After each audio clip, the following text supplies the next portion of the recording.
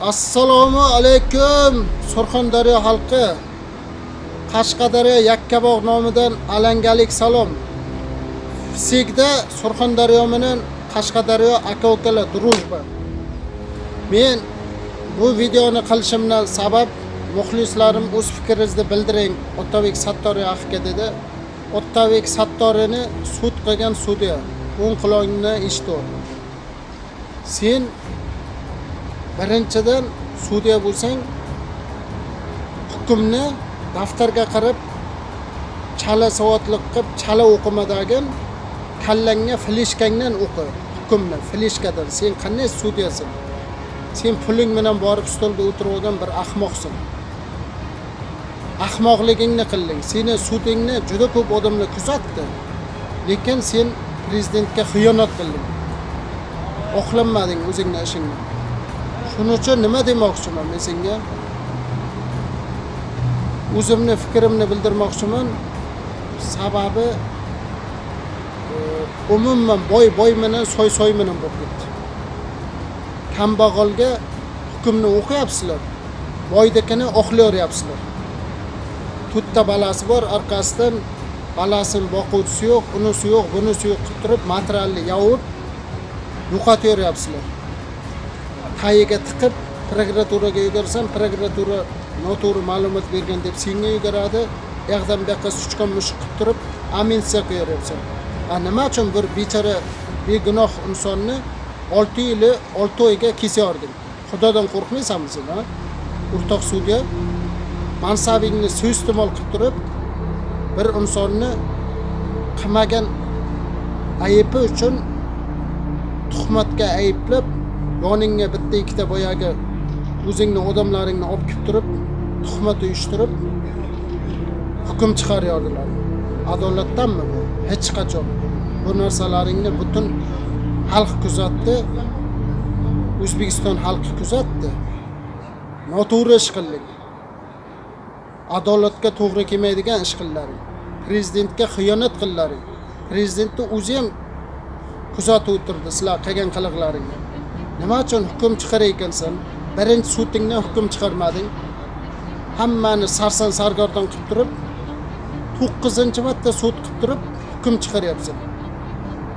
Sen bu dunyoga hukm chiqarishing mumkin, lekin u dunyoni ham o'yla. U dunyoga shunday hukm chiqarasingmi, Xudoyim to'g'ri. O'zingni o'zing qilgan qilig'ing uchun kechirim so'ragan bilan foydasi bo'lmaydigan narsalar bo'lib ketadi. Shuning uchun sal bo'lsa ham Xudodan qo'rqinglar, o'rtoq sudyalar. Sudya hammang prezident qarori bilan emas, qonuni bilan emas. O'zingni kitobing bilan qonun chiqarib, yangi qonunlar chiqarib, odamlarni qamaydigan bo'lib qoldi hammang. Nima uchun narkomanlar qamamayapsan? Nima uchun O'zbekistonni sentr joylaridan lo'bbay joyda qalpoqni otib egallab turib, kimni puli bo'lsa shunga dokument qilib berib sotayotgan odamlarni olib qamamayapsan. Qamalmaysan. Hammang o'rgangansan mamnunman. Agar Otabek Sattoriyning orqasidan bironta ko'tarib o'rgangan edi, oqlayorayding insonni. Orqasidan hech kim obormagan uchun kimligingni bildirib qo'yding. Sababi senga zakaz bo'lgan. Surxondaryoning oblast hokimi telefon qilgan. Stolga o'tirib dalsha ishlashni xohlasang, shu odamni qamaysan degan. Sen tuhmat qilib turib qamading. Tuhmat uyushtirdilar sizlar. Xudodan qo'rqinglar. Yaxshi ish qilmadilar. Ro'za Ramazon oyida bu musulmonchilikka to'g'ri kelmaydigan narsani qildilar. Ikkita go'dakka nima ayib? Ikkita balasi qolib ketdi. Kim boqadi uni? Uni oilasidan nima o'tayotganini tasavvur qilyapsanmi? Shu narsa seni farzandingga bo'lib qolganga nima qilayding? O'rtoq sudya, o'rniga farzandingni qo'yib ko'rmadingmi? Nahotki bu dunyoga odamzod bir marta keladi, beayb Parvardigor shuncha insonlar xato qilyapti, xatosini kechirayoryapsizlarda. Bir blogerni xatosini kechira olmadilar. Sababi nima? Hammang o'zingni mansabingni o'ylagan odamlarsiz. Shuning uchun boy bilan soy bilan bo'lib ketdi. Hammang istangni o'ylab ishlayapsan hozir. Bunday qilmanglar hech qachon. bu dunyoga hech kim ustun bo'lmagan. Hech kim hech nimasini ko'tarib ketolmagan. Aziz qadrdonlar, sizlarni prezidentimiz oq va qorani ajratsin deb turib, hukm chiqarasin deb turib, o'z stolga o'tirtirib qo'yibdi. Senlar nima qilyapsan? Prezidentga xiyonat qilyapsanmi? Oddiy men o'zimdan misol keltiradigan bo'lsam, ikkita samokat yubordim Moskvada elektronli. Toshkentga olib qo'ydi uni. Ikkita samokatni. Bir bechara vodetil bola chaqasini boqaman deb turib 4000 kilometrdan kelib turib odamlar sumkasini olib ketdi. Ikkita samokatim ham bor edi, yangi korobkasi bilan, cheklari bilan. Rastomoshga to'laylar dedilar. To'lamagandan keyin "Xullas to'laymiz, bankka borib yozib ber" degandan keyin "Sherga to'laysan" deyapti. Nalichi bermagandan keyin akt qilib turib sudga oshirardilar. Sud borib ko'ryapti. Otangga bor, enangga bor, Erdamdagi sudni bizib yuguryapti, material.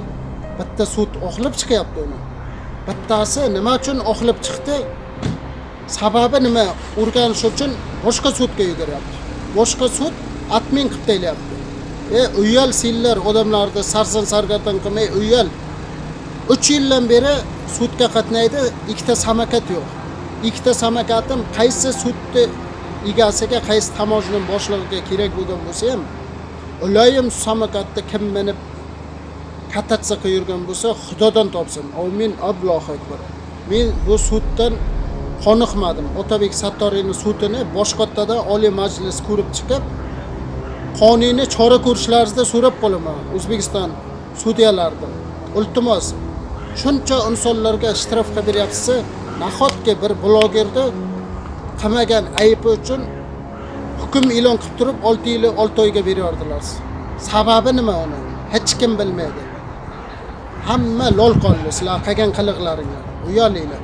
Oliy Majlis boshqattadan ko'rib chiqib, iltimos shu insonga jabr bermasdan, farzandlarini e'tiborga olib, ota-onasiga jabr chekmasdan shtraf yozib beraysiz. 300 millionmi, 400 millionmi biz O'zbekiston xalqi, Surxondaryo xalqi, Qashqadaryo xalqi qo'llab-quvvatlaymiz. Mana musofirdamiz, karta nomeri ochamiz, tashlaymiz, shu insonning shtrafini to'laymiz, chiqaramiz. Va'da beraman, iltimos bu sudni bizib boshqattadan sud qilasiz degan umiddaman. Oldindan rahmat hammaga. A'lo kayfiyat yurtishunasi degan umiddaman.